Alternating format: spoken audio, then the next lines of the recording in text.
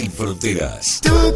Radios como tú, no hay un sustituto. Sonando en primavera durante el 21. En un rato te escucho, te subo y te disfruto.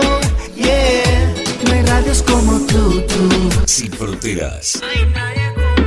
Sin fronteras, la señal del Neuquén.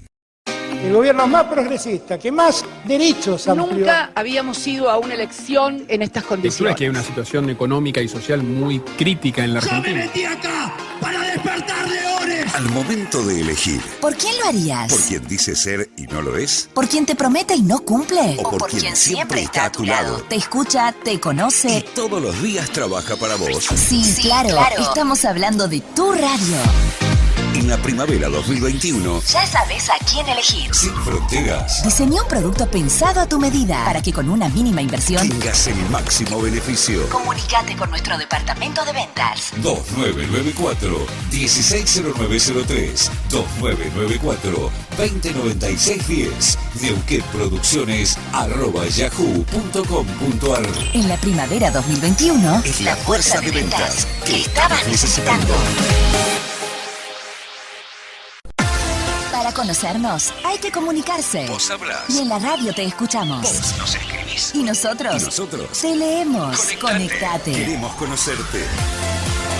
2994-160903, 2994-209610, WhatsApp 2994-160903, Facebook Radiodifusores Patagónicos, Instagram Sin Fronteras Radio TV, Twitter @sfronteras. La primavera 2021. Tu mensaje. Nuestra voz. Sin Fronteras. Compartimos la información Sin Fronteras y vamos a escuchar a Miguel Ángel Pichetto, que dijo nunca hubiese puesto a Goyán de segundo candidato. ¿Por qué dijo esto? Lo escuchamos, Sin Fronteras. Los protagonistas están en contacto sin fronteras. Todas las voces se escuchan en cada rincón de la República Argentina, sin fronteras. Lo que dijo Cristina. Vamos a escucharlo juntos. Con el Senado es un órgano de 72 senadores. Espere. Cristina dijo esto. Dale. Anoche, prendo la televisión, Máximo se enoja y Alberto también porque dicen que yo miro TN y La Nación Más. Pero bueno, yo los miro. Los miro. Entonces, estaba el expresidente en su canal, en La Nación Más. Confieso que lo agarré empezado y entonces aparentemente le estaban preguntando por manifestaciones de Alberto respecto de cómo lo había ayudado o no sé. La cuestión es que los dos periodistas que estaban enfrente, sí, son periodistas. Pero bueno, no voy a adjetivar ni a descalificar a nadie. Le preguntaron entonces, porque él decía que yo no lo dejé gobernar, que no lo dejamos gobernar. No, pero usted dice, le preguntan los periodistas así con cara, porque ponen cara de circunstancias además, viste, injundiosas, como, usted dice que los peronistas son golpistas. Sí, son golpistas, dijo. Amigo, lo llevaste a Pichetto de vicepresidente, que fue presidente del bloque durante los 12 años y medio de peronismo, que te votaba hasta el café con leche en el Senado y decís que los peronistas no te dejamos gobernar. Bueno, los dos periodistas eran Johnny Viale y yo, que entrevistamos al expresidente Macri. Bueno, a ver, cabe una aclaración. El Senado es la representación de las provincias. Durante los 4 años de gestión de Mauricio Macri, el Senado actuó fundamentalmente, y los senadores y el presidente del bloque, que era el que habla, siempre tuvimos en cuenta la mirada de los gobiernos provinciales que dialogaban con el presidente Macri, que era de otro signo político, también con los representantes de la CGT, con el mundo del trabajo. El Senado era un sujeto político realmente importante en la Argentina. No como ahora que está cerrado hace casi 18 meses, 19 meses. Era un lugar y el espacio del debate federal. Era el lugar donde las provincias recuperaron el 15% que 3 provincias, Córdoba, Santa Fe y San Luis, habían recuperado por la sentencia de la Corte Suprema. Claro. Era el lugar donde la obra pública también se hacía democráticamente. El ministro del Interior, Frigerio, dialogaba necesariamente con los gobernadores y también articulaba con el Senado como eje de la representación política de las provincias. Quiero decir que hubo una acción dirigida a la gobernabilidad. El gobierno nacional pudo gobernar, no es cierto que no lo dejaron gobernar, este es un error. Algunos enunciaron estos conceptos. Ahora también el Senado era un espacio importante para los gobernadores de provincia. Creo que no tengo nada de qué arrepentirme, creo que he actuado con la máxima responsabilidad en el plano institucional, pensando siempre en los intereses del país. Y lógicamente que estaba obligado a dialogar. Ahora, nunca le servía el café con leche a nadie. Ni tampoco se lo aprobó, como dice No, ella. y hubo temas que no hemos aprobado y otros que salieron. Y el gobierno iba entendiendo el marco también de la institucionalidad. Hay que recordar, por ejemplo, que los dos jueces de la Corte, uno de ellos hoy presidente de la Corte, el doctor Rosati, y el doctor Rosenkranz, vicepresidente, producto de la última decisión que tomaron, vinieron por decreto del Poder Ejecutivo y fueron prácticamente rechazados. Una burrada, eso fue una burrada. Una burrada absoluta, pero luego entendieron y lógicamente tuvieron que venir a la audiencia del Senado y como los dos tenían formación y antecedentes y una historia también, el Senado los aprobó. Por lo tanto no hubo una política de bloqueo.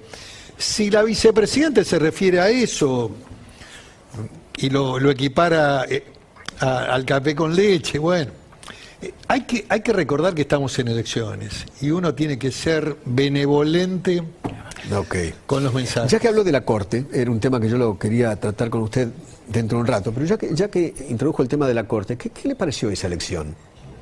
La última de autoridades, en principio yo creo que la política no tiene, digamos, la política no tiene que entrometerse en una decisión que es propia del cuerpo y que como todo cuerpo colegiado se resuelve por mayorías. ¿Pero autovotarse? Bueno, es una corte de 5 miembros, con lo cual indudablemente... Pero votaron 3. Votaron 3 porque 2 estuvieron ausentes. No. Lo que digo es que en principio me pareció negativo el intento que hubo de mandar un proyecto de ley, de que fuera el más antiguo, eso me pareció una tontería. Luego los propios actores, en el caso de Ritondo, retiró la firma. ¿Por qué? Porque eso sí era una injerencia política dentro del ámbito más importante de la justicia, que es la Corte Suprema. El resultado hay que respetarlo, tiene 3 votos. Yo no entro en un análisis crítico. Algunos consideran que puede llegar a ser una nueva mayoría automática. ¿Usted lo ve de esa manera? No lo veo de esa manera. No lo veo de esa manera. No. Ok. No, especialmente porque hay un hombre con una gran experiencia, que tiene además una visión política, que es Juan Carlos Maqueda, y el propio Rosati también es un hombre que ha pasado por la vida política, por la vida pública. En realidad los dos perfiles obedecen a lo que mi maestro de Derecho Procesal, el doctor Morelo, decía, de que los jueces de la Corte tienen que tener un profundo conocimiento de lo público. Tienen que ser hombres con experiencia y con conocimiento de lo público. Claro.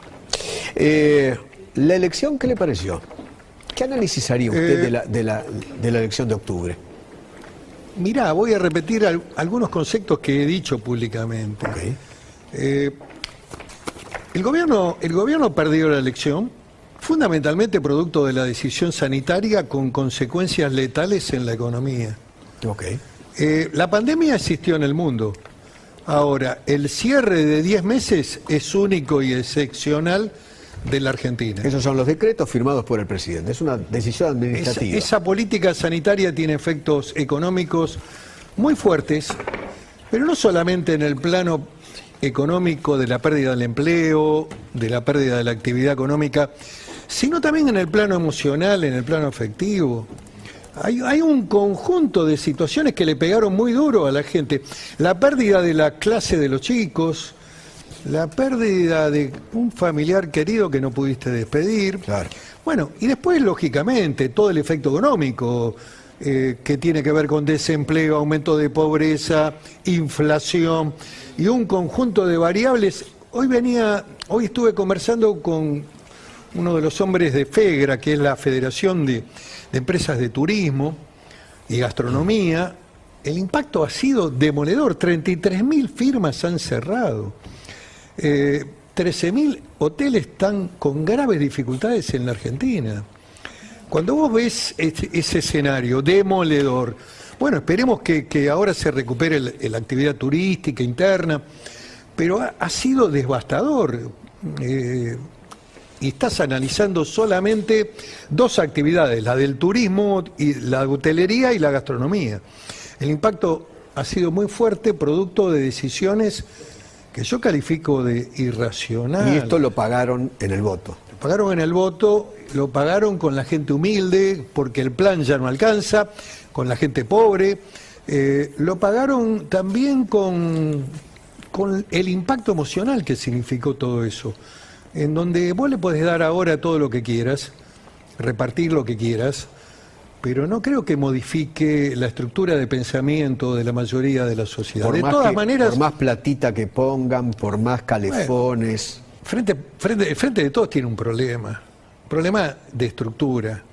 Yo jamás hubiera puesto al doctor Goyán de segundo candidato a diputado nacional en la lista.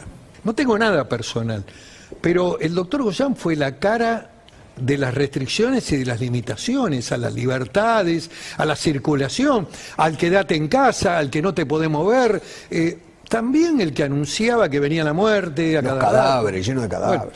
Bueno, entonces, a ver, la gente, los malos momentos, esto ya es un plano más psicológico, yo no soy psicólogo, pero uno tiende a tratar de superar los malos momentos y las dificultades tratando de no recordarlas, porque si casi es una defensa propia la que tiene el ser humano frente a los... ¿Le puedo hacer escuchar algo de Aníbal? Sí, cómo no. Me gustaría su opinión. ¿Qué me quieren subir al ring porque pareciera ser que donde estoy yo hago ruido? No voy a subirme a ningún ring de ellos ni por casualidad. Hagan lo que se les antoje porque yo tengo mucho trabajo y ellos están muy al pedo con este tipo de cosas. La oposición está muy al pedo. La oposición hace su tarea, se ha mantenido unida y hay que ganar las elecciones. Estamos en la etapa que yo denomino de la política agonal, en donde no hay que olvidarse de que el día 14 de noviembre hay elecciones en la Argentina, son elecciones de medio tiempo, no hay que distraerse con los problemas del gobierno. Hubo una semana y media que la oposición estuvo inteligente y estuvo prudente. El debate dentro del seno del gobierno, tanto político como institucional. Entre Alberto y Cristina. Sí, lo resolvieron como pudieron, este es el gabinete que salió, bueno. Aníbal Fernández tiene una responsabilidad muy fuerte de cara a una demanda de la sociedad que es la inseguridad, y la tiene que afrontar. Y yo creo que también dentro de la propia estructura del gobierno le han dicho, salí del debate. Lo que acaba de decir tiene que ver con algún mensaje que ha recibido, porque su primera expresión respecto a la figura de Elisa Carrió no fue muy afortunada, que digamos. Claro. Creo que le deben haber dicho... ¿Para que espanta votos?